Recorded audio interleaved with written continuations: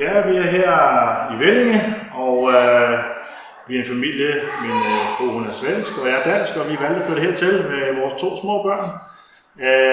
Vi var lidt i tvivl om, hvem vi skulle vælge til at bygge vores hus.